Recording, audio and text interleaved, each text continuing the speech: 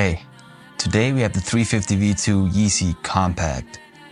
It's the Panda edition, and the box is pretty simple. We have 350 on the top, we have knit on the sides, and Adidas logo on the bottom. So if we just take the shoe out of the box.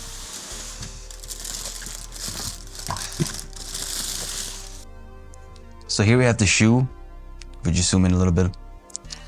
So if we talk about the design foremost, so we have some patterns on the side. It's almost like three patterns. You have the lines here, you have some geometric forms, and then you have a distressed look, which becomes a little intense here, and then a little bit less intense, and then a bit intense again on the bottom. And it's symmetrical in design. It's pretty much on both sides the same design.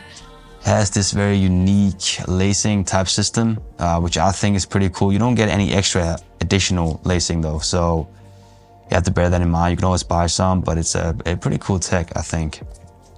You have in this plastic or whatnot, you call it, encapsulating the boost on the bottom. And you have this black knit, which hovers your foot. So it kind of keeps things more stable and keep the shoe on your foot a lot better. I think that's pretty much it when it comes to the design. I think it's fine. I'm not the biggest fan of the design, if I have to be honest with you. I don't know if this is a design type where, you know, you start to like it more and more with time. As it is for me right now, I don't see that happening. I might even go as far and say this is probably the most ugliest Yeezy. No, not ugliest, but the least attractive Yeezys. It's not an ugly shoe, honestly. I mean, it's pretty cool still, but it's not doing it for me. I even think the 380 Yeezys are more attractive than this one. But yeah, let's talk about the comfortability, which it shines brightly. It's probably the most comfortable Yeezys of all the Yeezys ever made. I don't know if the Nike Yeezys were more comfortable. I highly doubt it, because you know, this boost technology is probably the most comfortable on the market. It's super comfortable. I'm not exactly sure how they've done it, but I have a theory. It's honestly just a pattern on the inside. It's a lot of padding.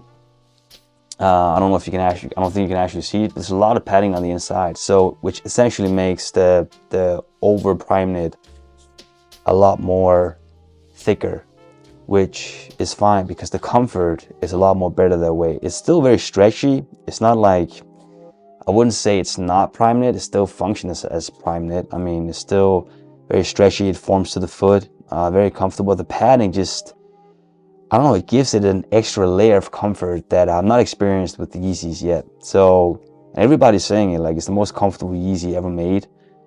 Probably ever made. I'm not sure if there's some Yeezys I don't know about, but it's very comfortable. I mean, the boost obviously going to give you the same comfort as all the other 350 Yeezys and pretty much every other Yeezys, but because it's essentially the same boost amount, I think, as far as I can tell at a first glance when you look at the thickness of the boost. But yeah, it's a comfortable shoe, so you'll be very happy on that front. In terms of design, it's something that you have to make up for yourself. I still think it's a cool shoe. I just don't know, you know, if you look at the different patterns here, it's still a cool shoe and very well designed. You know, I like the symmetry here. I like the different patterns. I don't know if I just have to kind of, I don't know, get used to it a little bit. But yeah, let's talk about the sizing though. So this is a US 14, but as I mentioned previously, if you buy Adidas and you buy, let's say, Nike or New Balance in general, you want to compare those sizes. So the Nike, if you buy Nike US 14, that will be equivalent to an Adidas 13 and a half. So if you buy Nike US 10, it's equivalent to Adidas 9.5. It's something to do with the conversion when you do go from US conversion to the European sizes. So I brought you a shoe here, Nike P6000. I'm not exactly sure whether I want to keep it, but it's actually my size. It's the US 14. I probably could go US 13 and a half. It's probably more accurately my size, but US 14 is what I'm going to go with here. So US 14. So if you have to buy US 14 Nike, it would be US 13 and a half in Adidas. So do we have to go a size up or size down? Let's figure out that first.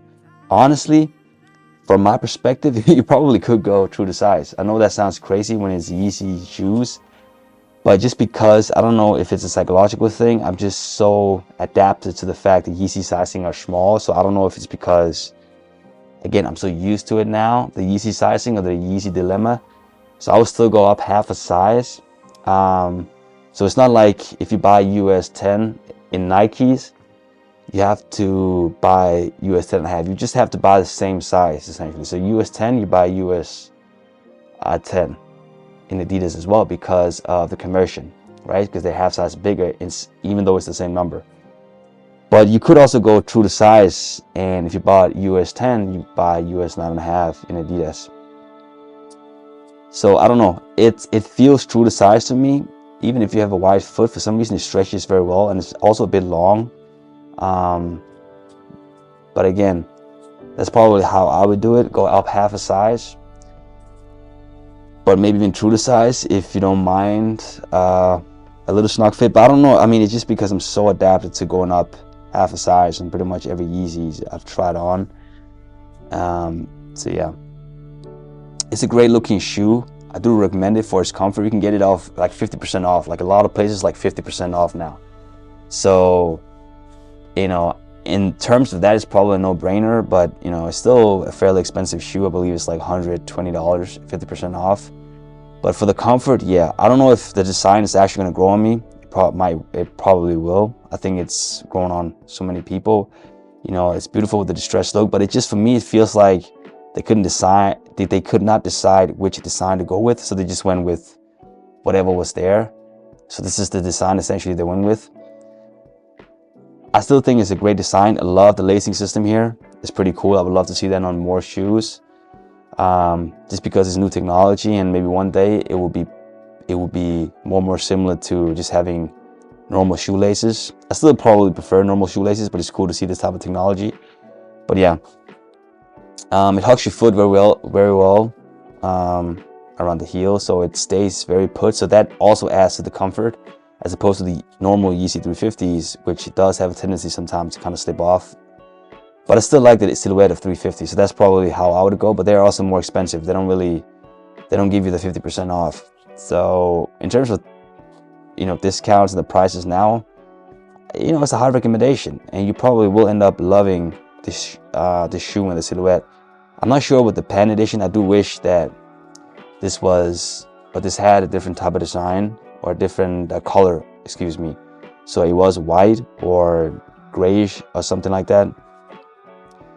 But yeah, I don't mind it. I still think it's a cool shoe, and yeah, it's a recommendation for me. The most comfortable Yeezys out there. Thank you for watching.